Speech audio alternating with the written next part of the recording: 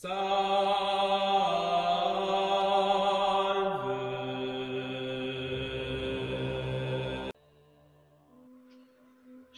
niya ito naintindihan pero ang labis niyang ipinagtataka. Bakit naririnig niya ito sa kanyang isipan? Nang binitawan na ang mga manok, may itinapon na isang maliit na bagay ang matanda sa kanyang kinaroroonan.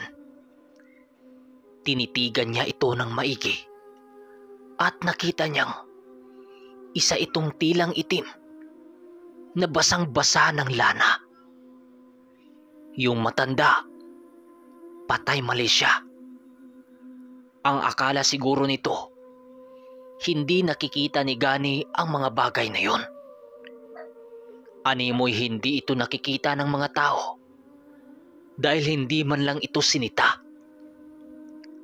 Pero nang pagsalpukan ng mga manok, nagulat yung matanda sa nasaksihan nito. Hindi niya nagawang masumpa ang swerteng taglay ni Gani.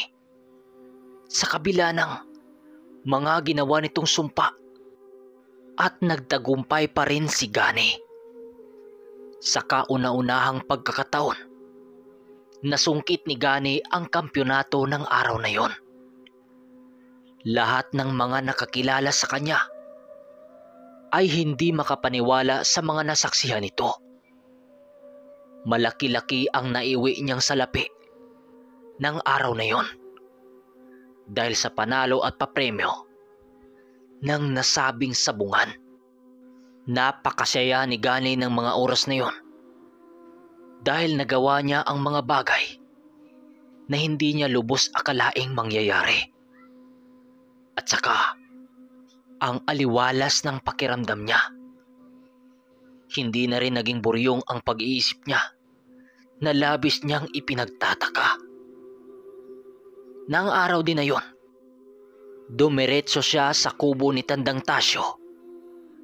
Pagdating niya sa bahay ng matanda, tuwang-tuwa naman ito sa kanya dahil marami siyang dalang pagkain at inumin. At isa sa mga paborito nito ay ang kinilaw na isda at paparisan niya ito ng tuba. Magamat bago lang silang nagkakilala nung matanda, magkasundo talaga sila ng mga bagay na kanilang mga hilig. Ikwinento ni Gani ang mga nangyari doon sa mga sabungan, lalo na yung ginawa sa kanya nung matanda niyang nakalaban. Hindi basta-basta nakukontra ang mutyang hawak mo, Gani. Lahat ng pangontrang pwedeng makapanghinan yan, inunahan ko na sa pagkalap. Kaya pag-aingatan mo ang munting regalo ko sa iyo, Gani. Wika ni Tandang Tasyo. Pagsapit ng hapon, umuwi rin siya sa bahay niya dahil may mga manok pa siyang pakakainin doon. Iniwan din niya ang isang bihag na manok doon sa kubo ni Tandang Tasyo dahil kumakain din ito ng manok na talunan. Makalipas ang mga araw, palagi siyang bumibisita sa kubo ng matanda. Ang ginawa nila sa kubo nito, mag-inuman, magkwentuhan, at sa mga bagay na hindi pa nagamay nitong si Gani pagdating sa larangang tinatahak nito. Tinuruan din siya ng mga dasal. Pero palihim lang siya sa pagpunta sa lugar ng matanda kasi ang sabi nito, may mga taong magtataka sa kanya kung bakit siya nagpapanalo sa mga sabungan. Susubukan ng mga ito na alamin ang sikreto niya. Hanggang sa inabot ng halos 1 taon, marami nang naituro sa kanya yung matanda na mga dapat iwasan niya kung nasa sabungan na siya.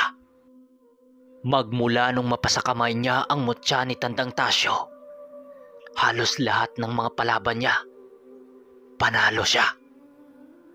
Marami na siyang nakaengkwentrong mga sabungero sa kanilang lugar. Pero wala yung panama sa mga manok niya. Kaya naging bantog na mananari itong si Gani sa kanilang lugar. At kilala ang mga manok niya na magagaling lumaban. Dumating na nga ang panahon na maraming bumibili sa kanya ng mga manok. Kaya naman pinili niyang damihan sa pag-alaga ng mga manok niya.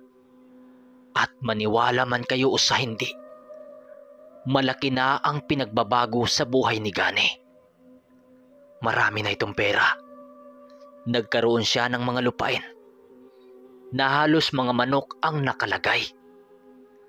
May mga tauhan na rin siyang umalalay sa kanya upang mas mapalago pa ang mga manukan niya. Pero walang nakakaalam sa isa sa mga sikreto niya at sa kung sino ang gumagabay sa kanya na magaling na mga magsasabong. Kilala kasi siyang hari ng kamalasan noong unang mga panahon. Hanggang sa isang araw, natapat siya sa isang misteryosong sabungero din na may malakas din na karga sa katawan. Isang araw, habang nasa sabungan siya, unang kita pa lamang niya sa matandang sabungerong nakaharap niya. Nakaramdam na siya kaagad ng panlalamig sa buo niyang katawan. Animoy, tinutusok-tusok siya. Nauna namang nangyayari sa kanyang buhay. Bukod sa animoy, nahilo siya kapag nakatitig siya dito. Para din siyang nilalagnat na kung ano. Naalala niya ang sinabi ng matanda na kapag ganon iwasan na niya dahil maaring may malakas itong pangontra na ikapanghina ng kwintas niya. Pero dahil nga sa lumaki na ang ulo nitong si Gani, nagpupumilit siya at sinabi niyang kayang-kaya niya yon. Wala namang kaalam-alam ang mga alalay niya sa mga pinaggagawa niya. Kaya lumaban sila. Maliban sa mutya niya, ikinarga na niya ang lahat ng mga dasal niya sa mga pangontra. Para sa kung sakaling malakas ito, nakahanda siya. Nagpakawala siya sa hangin ng 6 na mga dasal na pangontra sa lahat ng mga kamalasan. Pero animoy nakikita yon ng matandang kalaban niya. Tawa lang ito ng tawa na para bang hindi ito alintana sa kanya. Unang beses niyang nakaengkwentro ng ganito na nakikita kaagad ang mga dasal niya sa hangin. Imbis na magpakawala pa siya ng ibang mga dasal, ibinaba na lang niya na siyang malaking pagkakamali niya at sinubukang kausapin ang matanda sa pamamagitan ng isipan. Pero hindi ito sumasagot. Nakatitig lang ito sa kanya. Nang maya-maya pa, nagwika ito sa kanyang isipan ng, "Kala mo lahat makakaya mo na." Nang marinig ito ni Gani, pumorma na siya para simulan na ang laban. Wala nang patumpik-tumpik. Pero nang makaharap na ang mga manok niya sa mga panlaban ng matanda, sa hindi inaasahang pangyayari, halos 5 sa mga manok niya, yung matandang nakalaban lang niya ay naubos. Nagawa siyang matalo ng kalaban niya nang walang kahirap-hirap. Dahil sa sobrang pagkagulat niya, nagtanong-tanong siya sa mga tao doon ukol sa pagkatao ng matandang nakalaban niya. Ang sabi sa kanya ng napagtanungan niya, isang manlalakbay yung matanda at ng grupo nito. At baguhan lang yun sa lugar. Pero kadalasan, itong dumayo sa lugar sa araw ng Biyernes. Dahil sa hindi niya palaging kasama ang matandang tumulong sa kanya, hindi nito alam ang tunay na pag-uugali nitong si Gani. Ang sabi nitong si Gani sa matandang nakalaban niya, lalabanan pa niya ito at ulit-ulitin niya. At sa susunod na linggo, tatalunin niya ito. Dahil sa kanyang mga sinabi, akala niya maiinsulto yung matanda. Pero tumango lang yun sa kanya sa kabila ng mga sinasabi niya. Tila ba hindi nasanay itong si Gani na malamangan siya sa kapwa niya. Kaya gusto nitong umulit sa nakalaban niyang matanda. Pag-uwi niya sa bahay, hindi mawala-wala sa kanyang isipan ang sinabi ng matanda sa kanyang isipan. Kaya makalipas lang ang 6 na araw, nagpasya siyang bumalik sa kubo ng matanda. Dahil hihingi siya ng karagdagang kalaman sa mga gamit nito. Dahil kinabukasan, muli silang magkita nung matanda. Naglalakad noon si Gani ng 10 oras ng gabi. Dahil yun naman talaga ang oras kung dadalaw siya sa matanda.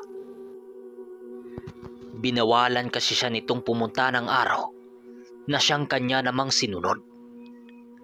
Nagmabadali siya noong pumunta sa matanda para humingi ng ibang gamit nito at para magpatulong na din sa laban niya kinabukasan. Pero ang naisip niya noon, tutol sa ganong bagay yung matanda. Ang sabi nito sa kanya kasi, kapag ganon na ang sitwasyon, iiwasan na lang niya. Kaya, naisipan niyang gumawa na lang ng kwento para samahan siya nito at maniniwala. Habang binabaybay niya ang daan papunta sa kubo ng matanda, napansin niyang animoy may sumasabay sa kanyang paglalakad.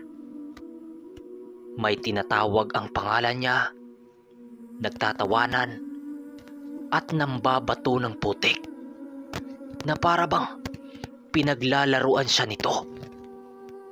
Patuloy siyang naglalakad habang patuloy siyang kinukulit ng mga laman lupa o kung anong nilalang. Sa isip-isip ni Gani, parang may nakasunod sa kanya, pero hindi nilang niya ito pinapansin. Matapos ang malayong paglalakad, nakarating na nga siya sa kubo ni Lolo Tasyo. Kaso lang, tulog na ito. Umupo siya sa lapag nito at nagmamasid kung talagang may nakasunod ba talaga sa kanya. Maya-maya pa, naramdaman niyang tumayo yung matanda habang maubo-ubo pa ito. At banat ng matanda sa kanya, Oh, nabuburyong ka ba sa bahay mo? Inuman tayo? Nag-iinuman sila noon habang nagkukwentuhan. Nung makabuelo na itong si Gani, tinanong niya ang matanda ng, Manoy Tasyo, kung sakali bang isasama kita sa laban ko bukas, sasamahan mo ba ako? Kasi noong may nanghamon sa akin na grupo ng mga sabungerong nakaharap ko. Wika ni Gani. Dinagdagan pa niya ito para maniwala talaga ang matanda. Dahil sa kanyang sinabi, dahan-dahang ibinaba ng matanda ang tagay nitong tuba. Aba, oo naman. Ikaw pa. So mga kaermitanyo, hanggang dito na muna ang ating kwento. Okay. Parang iba yung takbo ng kwento ni Gani, no? Parang sabi dito, yumabang, medyo lang naman. Lumaki din yung ulo niya, parang parang siya na yung tama at siya na yung malakas. Pero mga kaermitanyo, naalala nyo yung kwento natin na mutya ng kidlat? Parang ganitong ganito yun eh. Yung binawi sa kanya yung mutya niya o yung gamit niya. Pero abangan natin ang last part nito, yung finale. Maraming salamat. Hanggang sa maging muling kwento.